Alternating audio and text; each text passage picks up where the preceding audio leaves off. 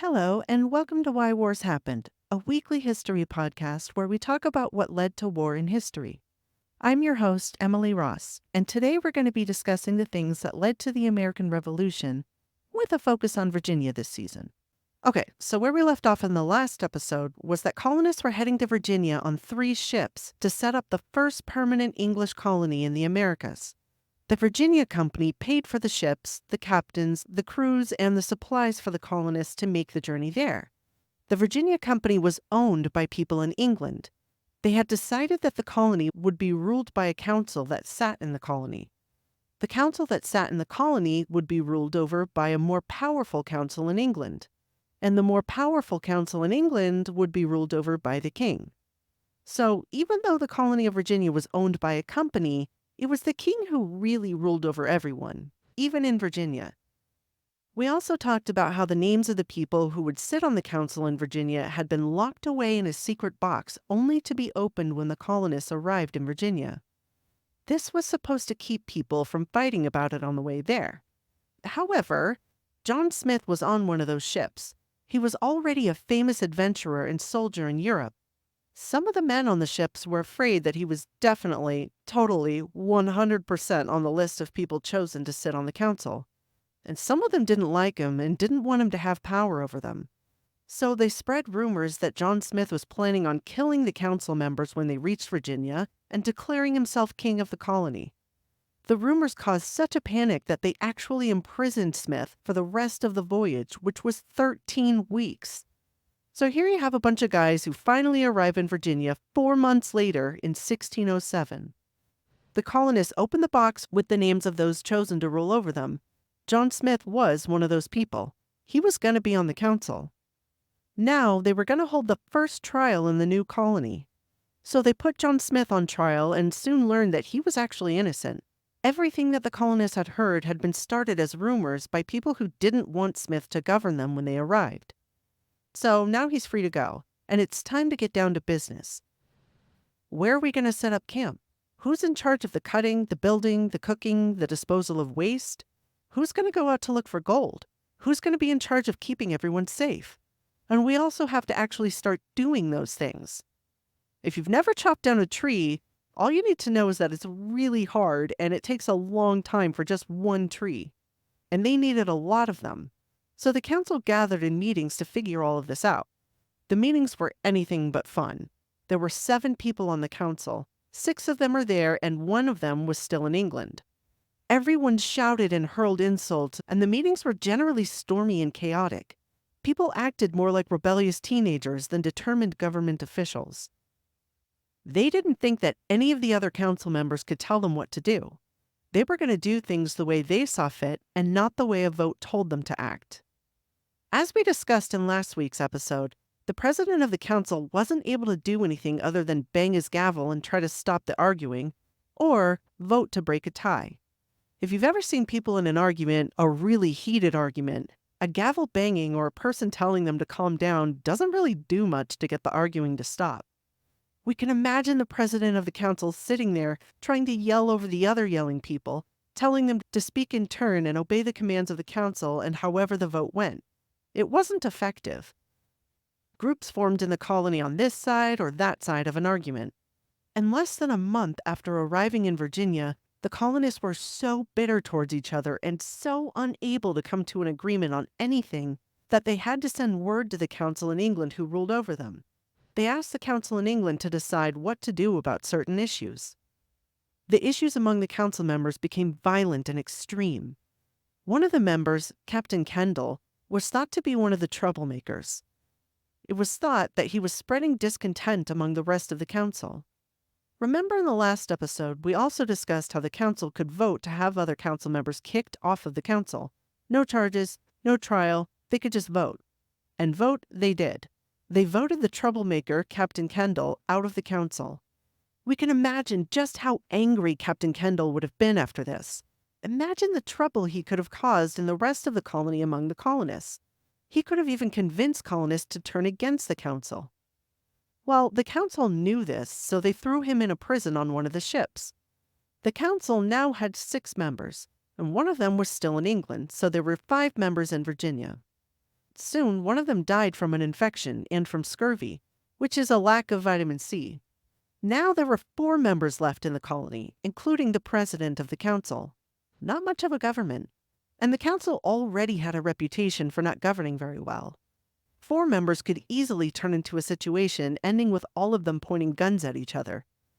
The 3 council members who weren't president decided to turn on the president of the council and kick him out. They didn't like the president at all. They said he was bad at managing the colony and that he was hoarding food from everyone else, and worst of all, that he was an atheist.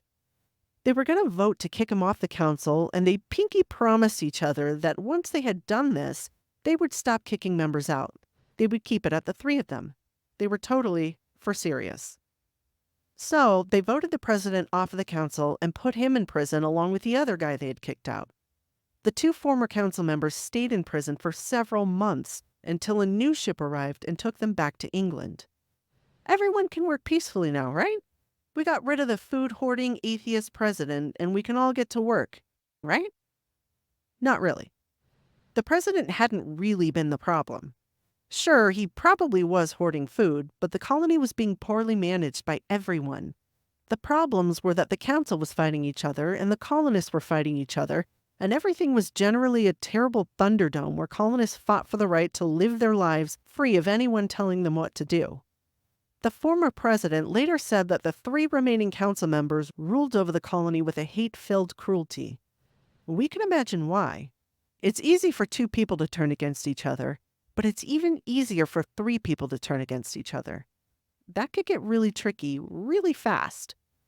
In December 1607, just 7 months after arriving in Virginia, the colonists had run out of food. The mismanagement of the government in the colony had prevented any organized farming or hunting to feed the colony. They were starving and people started dying from hunger. This podcast isn't about Virginia and how America started, really, even though it might sound like it is. It's about how reasons for the American Revolution had some of its start right here at the beginning in Jamestown. From the failure of government, which, as we'll see, led to the establishment of a governor instead of a council, to the idea that everyone in the English colony had the same rights as all other English citizens, the same as though they were standing on English soil. That right, to be considered a full-blown English citizen, is important because it was the legal argument made 169 years later when the revolutionaries said that as Englishmen they had the right to elect their officials and the right to agree to any taxes. So we're going to skip over a lot of the details about the sickness and the issues with the natives. Our focus is on how things in the colony led to the American Revolution. We're just starting from the beginning. Okay, so back to the colonists in Jamestown in the year 1608. They were starving, and John Smith was leading a group of colonists into native territory to find food. Now remember that the council was only 3 people. It was John Smith and 2 other guys. So while he was gone, the president of the council decided to hold a vote. Really, it was just him and that one other guy voting. But also remember that the president of the council had the power to vote twice in the case of a tie. He wanted to have one of his friends in the colony join the council. The other guy on the council voted no. So the president cast his second vote and broke the tie with a yes, and his friend was now on the council. Unfortunately for John Smith, this friend hated Smith. He blamed him for the death of one of his friends by the natives. So while John Smith was out looking for food to save the colonists from starving to death, this guy who hated him now had some power, and he went around trying to ruin Smith's reputation with the other colonists. And he was pretty successful at this. The very same day that Smith returned to the colony from his life-saving mission, he was imprisoned and put on trial for mutiny. This form of government was an absolute disaster. There was no way a colony could survive being ruled by a council. The council wasted no time in getting to the part where they got to kill John Smith. His enemies were rubbing their hands together and drooling at the thought of it. He probably would have been executed that day that he returned if it had not been for the precise arrival of a ship from England carrying new supplies, food, and more colonists. Most importantly was that that ship brought its captain, Captain Newport, who was famous for being able to calm situations down. Captain Newport convinced the council to let Smith go and drop the charges. Not only did they do this, he also convinced them to restore him to his seat on the council. The miraculous timing of Captain Newport's ship arriving before they could execute Smith would have immediate effects on the government in the colony. There was evidence that the council was planning on establishing a parliament that day in the colony where people would be elected by the colonists. That would have been an enormous improvement over the chaotic council. However, Captain Newport's arrival also prevented this. He had arrived with those supplies and colonists by order of the Virginia Company, who owned the colony. Remember that even though the colony was owned by a company, the Virginia Company and the council in Virginia still had to answer to a powerful council in England. Everyone on that powerful council in England was chosen by the king and had to answer to the king. So even though the council in Virginia was planning on starting a parliament where people would be elected by the colonists, the king likely would not have allowed this and would have told them to stop, and they would have had to listen to him. They had no choice. Virginia was owned by the company, and the king was the mega boss over the company and all of the colonists. The colonists didn't really care that much that they wouldn't have elections. They were still very new as a colony and still needed the protection of England. Even now, if we see this as a very small start to American colonists wanting a say in their government, they were still intensely loyal to the king. It would be like if you went to Antarctica and set up a little colony there. It would take a long time, probably many generations after your death, for your descendants to start thinking of themselves not as citizens of your country, but as Antarcticans. So the colonists still thought of themselves as full-blooded Englishmen, and nobody thought that the king should have anything other than final say. So several months had passed, and the council was still the ruling government. John Smith was elected to be the president of the council. However, the fighting amongst them continued, and soon enough the council dwindled down to be only John Smith and this one other guy.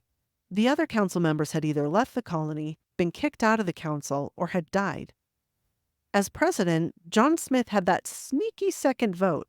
If the other council member voted differently from him, he could just cast a second vote and win the argument. This meant that John Smith was in charge. Nobody could vote against anything he wanted to do. The other guy might as well have not even been there. Fortunately, this didn't last for a long time. A few weeks later, that captain with the miraculous timing that saved John Smith's life the first time, Captain Newport, he arrived again with another fresh shipment of supplies, food, and colonists. But there was something else that would bring more changes to the colony. On that ship were two experienced soldiers who were also considered part of the nobility in England. These two soldiers were Richard Waldo and Peter Wynne. These two men had been placed on the Virginia Council, so John Smith was no longer able to just vote against the one other guy.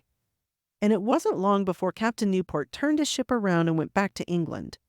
On one of those ships was one of Smith's old enemies, Ratcliffe, which was a good thing because Smith had said that Ratcliffe was an imposter and that he'd better be sent back to England before the colonists could cut his throat.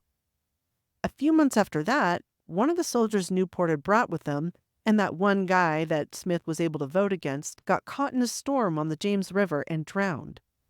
Soon after that, the other soldier Newport had brought with him died from disease. So now John Smith was the only surviving council member. He once again ruled unopposed over the colony. At this time, back in England, Newport, Ratcliffe, and the other former members who had been sent back to England were making reports about the issues going on in the colony. They told everything they could to the council in England about the bad conditions, the starving, the sickness, and how bad John Smith was as a ruler. The council in England had been aware of the problems for a while, but now after hearing these new reports, they created a new document that would end the current government in the colony and establish a different type of government. One that was less like a high school fight in the back alley of prom night, and more like the royal, dignified, everything in its place type of government in England. This new type of government in the colony would be ruled over by a governor. The governor would be chosen by the king. So now Captain Newport set sail again, this time with 9 ships and 500 passengers to Virginia.